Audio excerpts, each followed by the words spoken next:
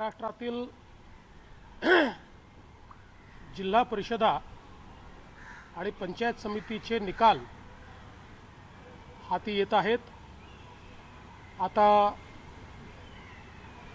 काउंटिंगचा शेवटचा टप्पा चाललेला आहे आणि आतापर्यंत हाती आलेले निकाल आणि अंतिम टप्प्यातले कल लक्षात घेता महाराष्ट्राच्या जनतेने पुन्हा एकदा महायुतीवरच आपला विश्वास दाखवलेला आहे। 12 जिल्हा परिषदांमध्ये भारतीय जनता पार्टी पुन्हा एकदा सर्वात मोठा पक्ष म्हणून या ठिकाणी स्थापित झालेला आपल्याला पाहायला मिळतोय आणि 12ही जिल्हा परिषदांमध्ये महायुतीचीच सत्ता येईल हे आता अतिशय स्पष्ट झालेलं आहे। साधारण आपण बघितलं तर जवळपास या ठिकाणी 60 ठिकाणी भाजप नंबर 1 वर आहे। छत्रपती संभाजीनगर, सिंधुदुर्ग, सोलापूर, सांगली, धाराशिव, परभणी आणि सातारा।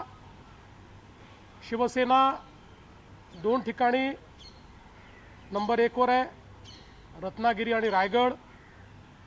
राष्ट्रवादी काँग्रेस पुण्यामध्ये नंबर 1 वर आहे आणि जिथे तीनही पक्ष एकत्रित लढलो अशा कोल्हापूर आणि लातूरमध्ये देखील आम्हीच नंबर 1 वर आहोत, महायुतीच नंबर 1 वर आहे। त्यामुळे मला असं वाटतं की अतिशय चांगला अशा प्रकारचा हा कल समोर आलेला आहे। भारतीय जनता पक्षाकरता देखील आपला 2017चा रेकॉर्ड हा भाजपने तोडलेला आहे। 2017 साली या जिल्हा परिषदांमध्ये भाजपला 141 जागा होत्या। आता अजून निकाल पूर्ण व्हायचे आहेत, पण घोषित झालेल्या निकालांमध्येच 236 जागा या भाजपला मिळालेल्या आहेत आणि भाजप हा नंबर 1 पक्ष म्हणून या ठिकाणी एस्टॅब्लिश झाला आहे।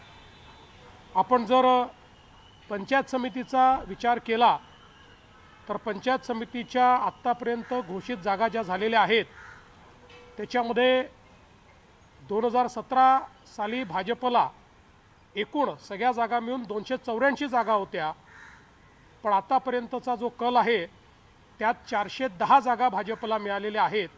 त्यामुळे एक मला असं वाटतं मोठी उडी ही भारतीय जनता पक्षाने मारलेली आहे आणि तशीच आमच्या मित्रांनाही चांगल्या जागा या ठिकाणी मिळालेल्या आहेत।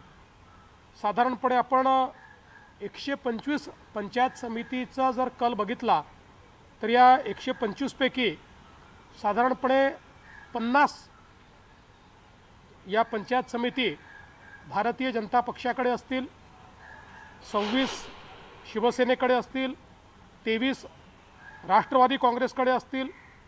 बाकी मग आपण विचार केला तर एक 7 ते 8 काँग्रेसकडे, 7 ते 8 शरद पवार यांच्या पार्टीकडे आणि उबाठाकडे 5 अशा पद्धतीची आत्ताची परिस्थिती आहे।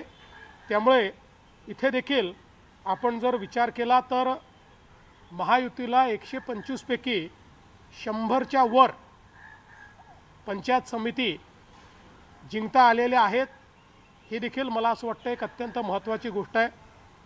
दुर्दैवाने या निवडणुकीच्या दरम्यान आमचे महायुतीतले एक वरिष्ठ नेते अजितदादा पवार यांचा दुर्दैवी मृत्यू झाला। त्याचंही एक प्रकारे दुःख आम्हा सर्वांना आहे। मी स्वतः हा निर्णय केला होता की त्यामुळे मी प्रचार करणार नाही, त्यामुळे मी फक्त एक आव्हानाचा व्हिडिओ हा सगळ्या जिल्हा परिषदांमध्ये केला होता। पण एकूणच जी काही महाराष्ट्राच्या ग्रामीण भागाची मानसिकता आहे ती मानसिकता यातनं पूर्णपणे समोर आलेली आहे। पहिले नगरपालिका, मग महानगरपालिका आणि आता जिल्हा परिषदा या सगळ्या निवडणुकातून महाराष्ट्र सरकारने केलेलं जे काम आहे या कामावर एक प्रकारे जनतेने शिक्कामोर्तबच केला आहे असं मी स्पष्टपणे म्हणेन। आमचे दोन्ही जे सहकारी पक्ष आहेत त्यांचंही मी अतिशय मनापासून अभिनंदन करतो आणि विशेषतः भारतीय जनता पक्षाचे आमचे अध्यक्ष रवींद्र चव्हाण साहेब यांचंही अभिनंदन करतो की त्यांच्या नेतृत्वात एक अतिशय उत्तम अशा प्रकारचा विजय भारतीय जनता पक्षाला मिळून आता तिसऱ्याही निवडणुकीमध्ये भारतीय जनता पार्टी हा नंबर 1चा पक्ष झालेला आहे। महाराष्ट्राच्या जनतेचे देखील अतिशय मनापासून आभार मानतो आणि त्यांच्या आशा आकांक्षा पूर्ण करण्याकरता आम्ही योग्य अशा प्रकारचा कारभार चालवू हे आश्वासन देखील त्यांना देतो।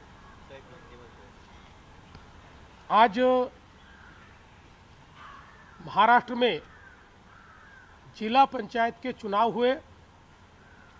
12 जिला पंचायतों के चुनाव में पूरी 12 जगह हमारे महायुति को सत्ता मिलेगी और विशेष रूप से फिर एक बार भारतीय जनता पार्टी ही सबसे बड़े दल के रूप में उभरी है। ये सबसे बड़ा दल बना है। सबसे ज़्यादा सीटें ये बीजेपी को मिली है। पंचायत समिति में भी भारतीय जनता पार्टी वापस सबसे बड़ा दल बना है। 2017 में जहां हमें 284 सीटें मिली थी, इस बार 410 सीटें